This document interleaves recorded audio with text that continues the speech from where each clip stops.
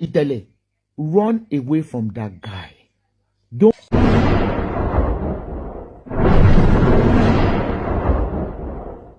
think you are normal.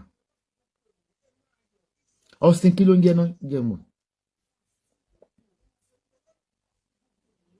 Austin Emmanuel, you always come out for your colleague. Àwọn kan náà bá yí ẹ jẹ́.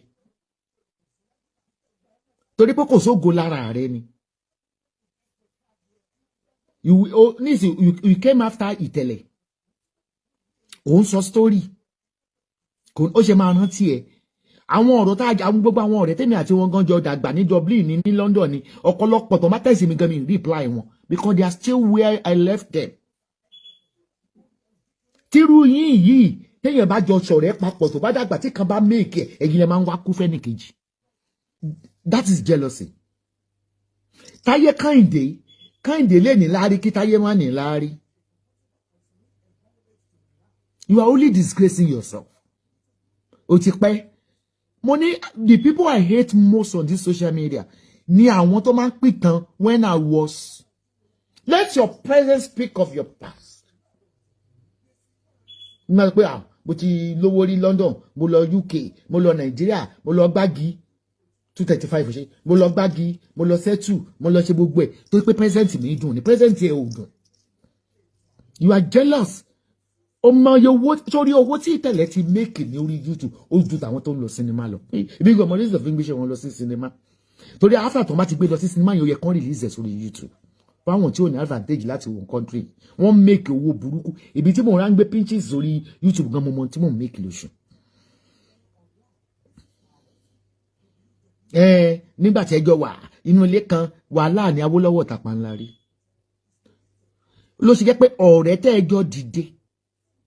Bí ilé ayé ṣe gbà ní wọ́n tó máa ń pòwe kan yí pé ẹjọ́ jìyà ńgbà kan kẹjọ fara yín sókè sórí ẹni tí ò tí ì bá ẹyẹn ó ló máa ṣekú pa ẹ o torí ó sì máa wind ẹ pé ọ̀nà wo lọ̀rẹ́ mi ń gbà tó fi méèkì jù mí lọ ẹ̀yin lè máa ṣekú pa yàn. Go and struggle. Ó ti betray first wife ẹ náà. Mo ní ẹlẹ́dẹ̀ obìnrin máa ń fìyà jẹ èèyàn ẹlẹ́dẹ̀ ìyàwó ẹ̀ ló ń fìyà jẹ ọsìn Emmanuel ó fìyàwó lẹ̀ pẹ̀lú ọmọ mẹ́rin ó lọ kó lọ lé àlè. Oko lọ lé àlè.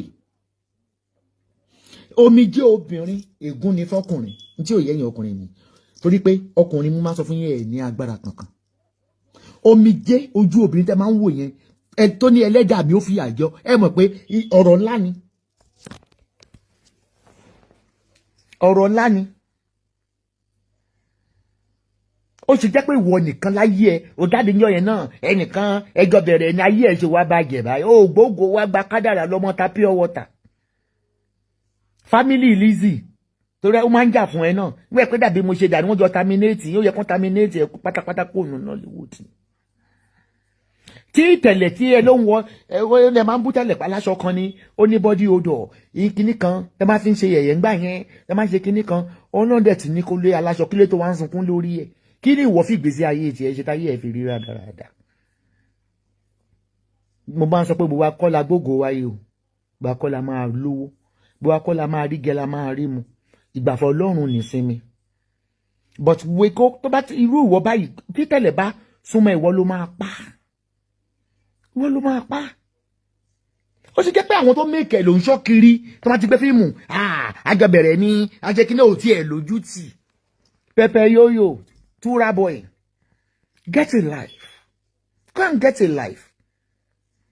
Mo sọ fún yín pé àwọn ọ̀rẹ́ tájọ dàgbà sí Dublin tó wà ní UK tájọ dàgbà ní UK tó wà ní Dubai tí mo rí pé bí wọ́n pè mí lẹ́ẹ̀kan ayé àwọn wàhálà yìí ní gbígbé kọlù wọn mọ́. Mi kí ni wọ́n fàyè tí wọ́n ṣe ń gbàtà John struggle. Ó wá rí pé Itele ti make bá sájọ́ kókówó fún ẹni kò bímọ tí ẹ ní ṣé kó máa bó ẹni. Irú ilé ní tí Itele bá lò fún 2 million oṣù mẹ́ta ẹ̀tún padà lọ ẹ̀tún gbé bùkátà lọ bẹ̀ ní kó tẹ̀ mọ́ fún ọ ní nǹkankan. Kó má fún ẹ̀wọ̀n táwọn yẹ wọ́n ti bàjẹ́ yẹn tẹ́ bá ti fún wọn lówó báyẹn jẹ́ kó dẹ̀yìn oṣù mẹ́ta wọ́n tó ń gbé complain landlord ní kìnnìkan má fún wọn ní nǹkankan. Itele has made it. Millions ló ń wo fídíò ẹ̀mí gan wò àtúntúwò ni kí lè tí wò lo ọpọlọ tiẹ̀ to be creative. láti gbé ìkíní padà èwo ni kéèyàn máa sọ pé àjọ dàgbà ní àjọ kékeré kan ní àjẹmọ́ kìíní nígbà tí ìlàjẹ kíní kan kí ló fòṣì kó ṣì lọ kó rí burúkú lọ ọ̀rẹ́ Lizzy Anjorin ó jẹ́ lọ́jọ́ ẹ̀nẹ̀ kó taná sí láìsí àti kí wọ́n náà máa ṣe wọ́n kú tọmọtọmọ jẹ́ ìwọlẹ̀ Kemity ńlẹ́ o nígbà wọn náà gbà ṣeré ẹ̀ pẹ̀lú gbogbo àwọn tó dó jáde ó yá kórí wọlé dídó lóbò Nollywood ẹ̀ mọ́ ń dóra yín náà ni àwọn àgbààgbà yín ti sọ pé dídó yìí náà ni pé ò ní láti dáyọ̀ kankan ló tó má sì gbogbo rẹ̀ jáde kò ṣe nǹkan kan òbò tá à ń sọ ya fíńgá mọ̀lá nínà straight níbàdàn ṣé wọn dó ya wọn ṣé bàbá wọn ló gbàgbà lédi ìyá wọn orí kò bèrè lọ́wọ́ wọn. So Itele, run away from that guy. Don't give him anything. Sorry, ìrírí lágbà o. Ó ti show ìlara sí ẹ already. A máa dùn mí bí n bá bá ẹgbẹ́ òṣèré àwọn tí àjọ ń jẹ́ amúlùdùn tàbí kí n sọ pé àwọn tí àwọn èèyàn rí bí àwòkọ́ṣe àwọn táwọn èèyàn ń wò tí wọ́n fi ń kọ́gbọ́n tí wọ́n fi ń kẹ́kọ̀ọ́ tí n bá wá rí wa nídìí ìbàjẹ́ ó mọ̀ máa ń dùn mí jọjọ o kì í ṣe pé mo mọ̀ ọ́ ṣe o tàbí mo dá jẹgbẹ́ mi lọ. Ibrahim Yekin Itele, my brother Austin Emmanuel, ìyá mi alálùbáríkà Kemity, a máa ń kọrin kan láyé alárìnjó a máa ń sọ pé akọ́nilọ́gbọ́n la jẹ́ ẹ jẹ́ káyé mọ̀ wá bí ẹni yìí ẹni ẹ̀yẹ akọ́nilọ́gbọ́n la jẹ́ ẹ jẹ́ káyé mọ̀ wá bí ẹni yìí ẹni ẹ̀yẹ àpẹẹrẹ ayọ̀ ni kò jẹ́ tiwa káyé má má bá wa níbi ìbàjẹ́ o. Orin yẹn ti pẹ́ gan kò jẹ́ kí n rántí tóònù ẹ̀ mọ́. Àwòkọ́ṣe rere inú ẹ̀ kí gbogbo wa jọ jẹ́ o ó jọ mí lójú èmi ò rẹ́dì láti gbọ́ bóyá nǹkan tí Kemity sọ tàbí nǹkan tí Itele sọ tàbí nǹkan tí Austin Emmanuel sọ ṣùgbọ́n tí Austin Emmanuel tán bá ríra wọn pé àwọn wà nípò àgbà máa ń gbà àgbà kì í kọ̀ tágbà bá kọ̀kọ̀kọ̀ títí ayé àfi nǹkan kọ̀lọ̀kọ̀lọ̀ kágbà lẹ́sẹ̀ tọmọdé bá ń gún yẹn rú àgbà ò ní ṣe bẹ́ẹ̀ yìí pẹ́ àti pé ibi tá a bá ti ń jẹun bí ikun ó yẹ ká sọ̀rọ̀ kẹlẹ̀bẹ̀ ń bẹ̀ kò sí nǹkan kan tó fi ń dágbà mọ́ kò ń ṣọjọ́ orí kò ń ṣe owó nígbà míì làákàyè ló fi máa ń dágbà mọ́. Ibrahim Itele, my brother olólùfẹ́ mi dáadáa ó sì bó ṣe wulẹ̀ kó rí ó yẹ kẹ́ máa retí irú challenges yìí ṣùgbọ́n ẹni tí Ọlọ́run bá gbéga tó bá ń jà ọmọ Ọlọ́run ló mú gan ni o. Àtọ̀tá yín àtọ̀rẹ́ yín ẹ rí gbogbo wọn bí ẹni tọ́lọ́run rán sí yín tọ́ta bá léèyàn téèyàn fi débi ire ẹ mọ́jà mọ́ta lọ́ta mọ́ Ọlọ́run ti sọ déèyàn níwájú èèyàn. Àánú ni Austin Emmanuel rí gbà torí pé Austin Emmanuel wà nù ẹni tó jìyà ṣe yìí dáadáa tó bá jẹ́ pé Austin Emmanuel èèyàn kan bá gbára yín kọjá tó fi dìde tó fi dókè oore ló jẹ́ fún yín. Àánú lẹ rí gbà tẹ́ni ń bá mọ̀ ẹ dúpẹ́ tí ò bá mọ̀ ẹ dúpẹ́ èmi ò bá yín tú o torí pé mi máa rí yín but ẹ make a peace ẹ jẹ́ kó gun omi ẹ jẹ́ kó gun ó sinmi. Kemity mo mọ Kemity ní oníwà ìrẹ̀lẹ̀ bóyá hà tó wà kọ́ sí mi ni wàláì ọbẹ̀ rí gbọ́ àwọn kan wà ní industry inú àwọn obìnrin wa tó pé Ọlọ́run kàn mọ́ wọn mọ̀ gbé ìwà ìrẹ̀lẹ̀ sí wọn lára bóyá torí pé ìhà tó wà kọ́ sí mi o. Àwọn bíi Bíọ́dún Ọ̀kẹ́wò Bùkúnmi Bùkọ́lá Adéẹ̀yọ̀ Kemity wà náà àwọn tí mo lè kà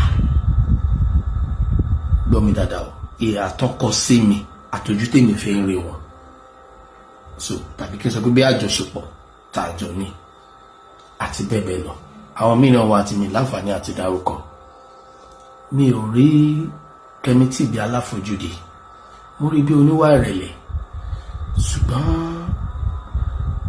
ọ̀rọ̀ yẹn mi ìfẹ́ dá sẹ́jọ́ yẹn mi tẹ̀ fẹ́ dá sí rárá pé kí n máa dájọ́ pé ilé ìṣe tí ò dá ilé ìṣe tí ò dá bọ̀ mo kàn rọ àwọn mẹ́tẹ̀ẹ̀ta ẹ ká bomi sùúrù mu ẹ jẹ́ ká bomi sùúrù ibi tá à ń lọ ó pọ̀ nínú ayé mo ti rí fídíò láti bí ìjẹta bọ̀ àbíjẹ̀rẹ̀ mo kàn ó pé bí àbí bóyá normal ti pé ọkàn cash push mo ń sọ pé tí wọ́n á lọ fà ẹ̀dẹ̀ tí báwọn ayé ti ń kọ́wọ́ bọ̀ wọ́n ti dá sí kò sí kankan bẹ̀ ibi gíga láyé gbogbo wa ẹ jẹ́ ṣe mẹ́lọ ẹ jẹ́ ká wo orí táwọn aráàlú retí lọ́dọ̀ wa ẹ jẹ́ ká wo àwòkọ́ṣe rere táwọn aráàlú ń wò wá ẹ jẹ́ ká wo ẹ̀kọ́ táwọn aráàlú kọ́ lára sinimá wa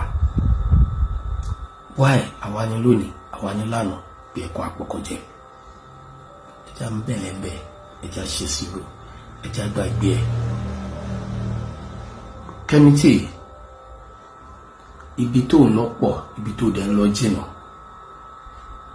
mo máa rí ẹbí oníbọ̀wọ̀ fàgbà ibi tó bá ti yẹ kó bọ̀wọ̀ fún Emmanuel bọ̀wọ̀ fún wọn ibi tó bá ti yẹ kó bọ̀wọ̀ fún Ibrahim gẹ́gẹ́ bí ọ̀gá ẹ̀ ìtẹ̀lẹ̀ àbágbà bọ̀wọ̀ fún wọn kò ní ká má débi tá à ń lọ Emmanuel tẹ bá rí èèyàn kan tó bá ń bínú tàbí tó bá ń rùdù tàbí tó ń rí yín fín bẹ́ẹ̀ yín ó ṣe tó inú ò ní jẹ́ kẹ́ ẹ bínú ẹ gbà pé bí ìyẹn ò ṣe mọ̀ ni ò jẹ́ kó ní sùúrù ṣùgbọ́n mo pé Kemity ò ń sọ wọn bẹ́ẹ̀ at times ojú táwọn ọ̀pọ̀lọpọ̀ máa fi ń wò táwa òṣèré bá ní crisis láàrin ara wa wọ́n máa ń pé a máa fi tó dúdú sínú a máa tuntun fún jáde pé ọ̀tọ̀ nìkan tó wà ní grand ẹjọ́ yẹn ọ̀tọ̀ nìkan tó wà lókè so ẹ má yẹ káwọn alágbàwí ẹ̀dá ẹ má yẹ kán fi wá jẹun God bless everybody ẹ̀mí sọnù yìí ẹ jẹ́ kó lọ bẹ́ẹ̀ gbogbo ẹ̀yin tẹ́ ṣe kìíní tẹ́ ṣe chọ́chọ́chọ́ tẹ́ ń dá sí ọmọ abú ni